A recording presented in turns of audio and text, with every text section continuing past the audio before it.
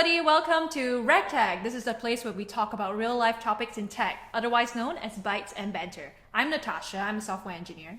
I'm Saloni, software developer. And I'm Victoria, a solutions engineer. And today's episode will be all about AI and the future of developers. I wanted to bring up something interesting that Victoria said the other day. What did I say? Okay, so people are worried about AI replacing developers, but you were like, but I think solution engineers, our jobs are safe.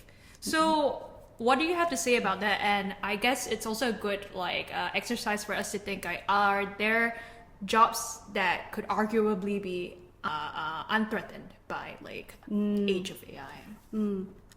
I was thinking about what you said just now about 50% coding, 50% people management, because that kind of defines what solutions engineering kind of is literally 50% coding, 50% management.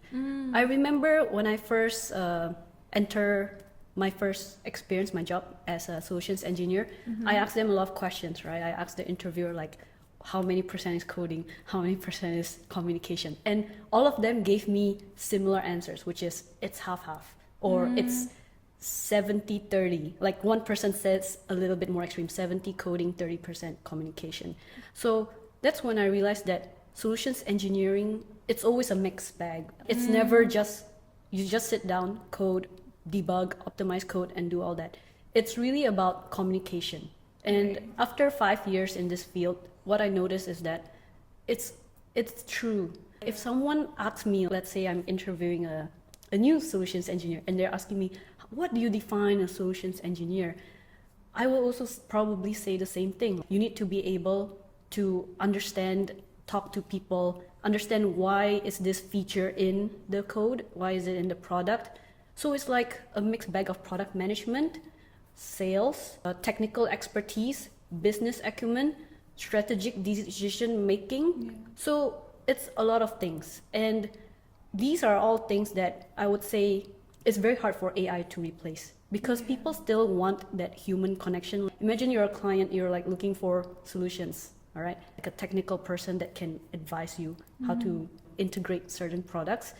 Why would you ask an AI who would give you a generic answer for your company, where someone who can truly understand, dig deep what your business needs, what product that your business can use to flourish your business?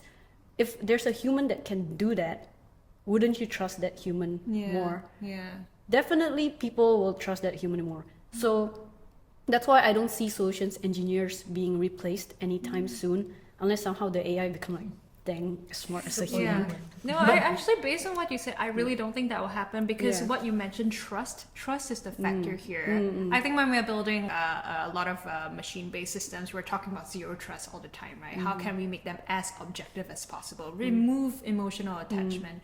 But really, the baseline of being human is about that trust. If at the end of the day, let's say I'm just calling a call center, and they give you an option, do you want to chat with an agent or do you want to chat with our chatbot? You will always choose the agent. Yeah, right? And you just reminded me of something. I literally called my should I mention the name? I literally called the service center just yesterday about my headphones, and then I realized it's not those chatbot, the one with already predefined script. Press one. No, the real chatbot who's recording you in real time and answering accordingly in real time.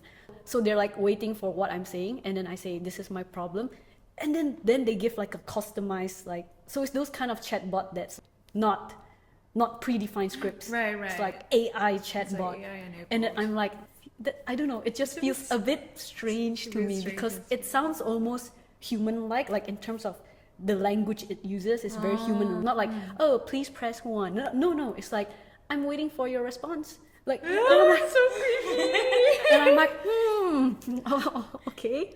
I say so it's not press 1 or 2. My response is yes, I'll wait, or something. I have to say that, and then they're okay, I'll connect you to a real person. They're Of course. Always goes back to that. Yeah, and then I was I breathe a sigh of relief. When they say, I'm gonna just speak to a real person, because it just feels so strange to me at that moment. And also to this AI chatbot, for example, someone had to give the universe to this. This is your domain knowledge, and it won't be able to think outside this domain knowledge. Exactly. So that's the reason why you would prefer human, because you don't have to tell the human other things. They would be able to get it by themselves because they live in the same universe. Yes, yes, And they exactly. experience more diverse Yeah, experiences than correct. what an AI experience, right? Yeah. Yeah. I think we're always talking about context here. Yeah. Being a human means, you know, you live in a context that's so unique and you base a lot of your interactions trusting that the other person has the same context as you. What do I mean by this? Basically, let's say you talk to an AI agent, you have problems with your headphones and you want to request for a repair, but there's also that subtle of like, I don't want to straight out like, hi, like whatever call center, I want a replacement of my headphones because I have this problem, because they likely won't give the immediate replacement to you. But what you want to do is kind of like string them along. Oh yeah, you know, but I'm having so much trouble. Maybe replacing this part might be like a little bit unnecessary. You're waiting for like a human at the other end of the loop to get the context that you're hinting towards. Like, please replace the whole headphone for me because these options are not working. Whereas a chatbot or like an AI enabled chatbot would basically bring you down the troubleshooting process. Did you try this? Did you try that? Did you try this? Okay, now try that. That's not what you want.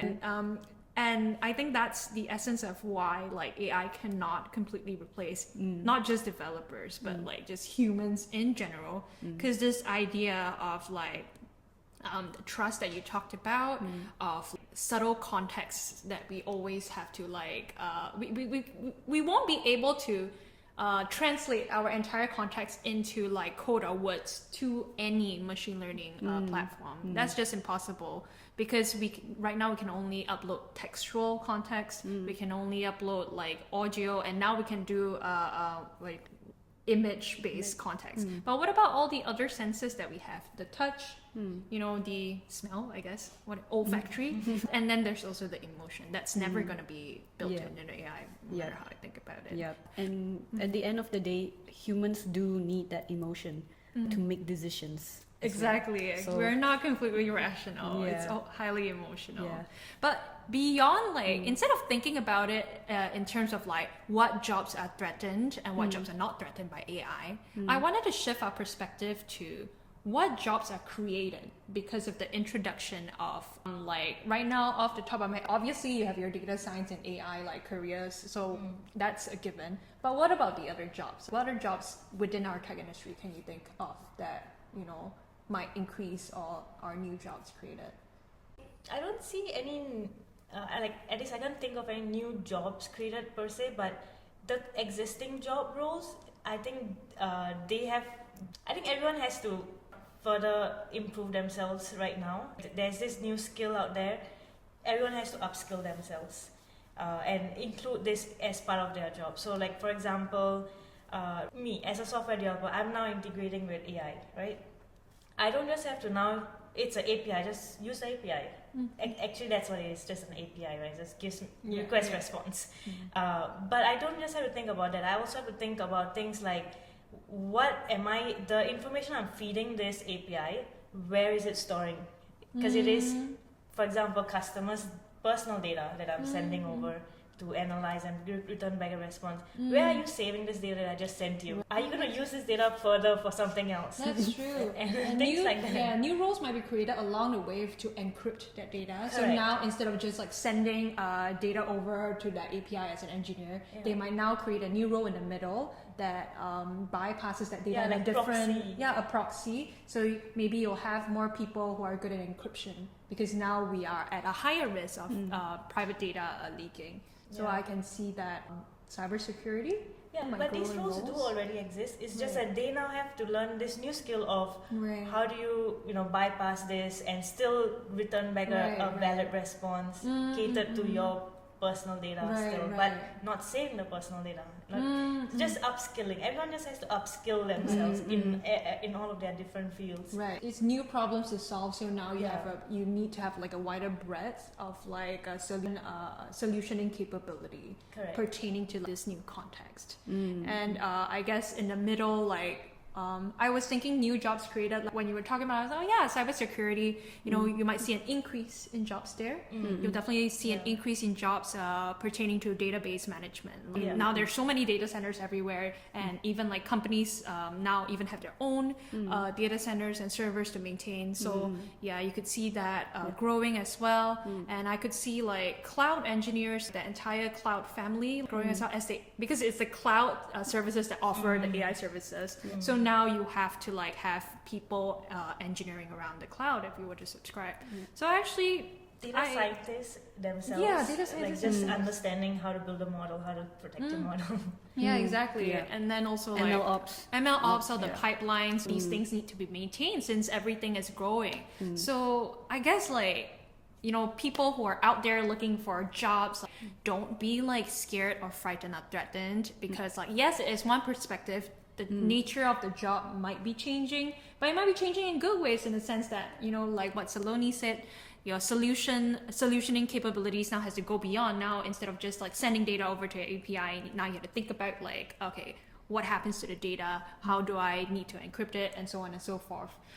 You also can think about in the perspective of like, there are some jobs that are not as affected, that has more of like a communications, people management factor to it, like solutions engineers. And also like if you're an engineer at more senior levels, thinking about the managerial track or the technical track. Now with AI, you're able to achieve more of a 50-50 instead of the prior 20-80. And then there's also new jobs, a lot more jobs that are being created other than your data science and AI jobs itself. You also see other fields growing like cybersecurity, cloud, and database management as a whole. So if you're really feeling scared and threatened, you could actually kind of divert your energy to looking at these other possible options, because I think a lot of people, when they think about the tech world, they only think of developers and software engineers, and I guess to an extent we're not very diverse lah, huh? Sorry about that, but actually there's a whole big cloud literally, a whole spectrum of like different jobs in this entire industry that we haven't ventured to talk about. And this is just something I observed, because we run a community together, is that there's more interest in software engineers transitioning to these other more areas niche, like product management or cybersecurity, because people have been asking me like, how do I transition, because they're slowly thinking of, I guess they're worried about their future, slowly thinking of ways that they can keep being competitive. That's true. In the industry. And I guess like if you kind of, instead of targeting the wider software engineer industry where you're up against a lot of people, if you go into like smaller niche areas that are still related to software engineering, like cloud, like cybersecurity, then you become more competitive by nature of demand and supply. So that's a good strategy as well for job seekers out there who are getting a little bit scared. Don't have to be scared. So I guess that wraps up our episode about our perspectives about how AI is affecting developers. We hope you enjoyed this episode. And of course, we look forward to seeing all of you in the next episode. So as always, this was ragTech, the place for Bytes and Banter. Thank you. You can follow, subscribe. Oh, forgot. Follow, okay, we'll just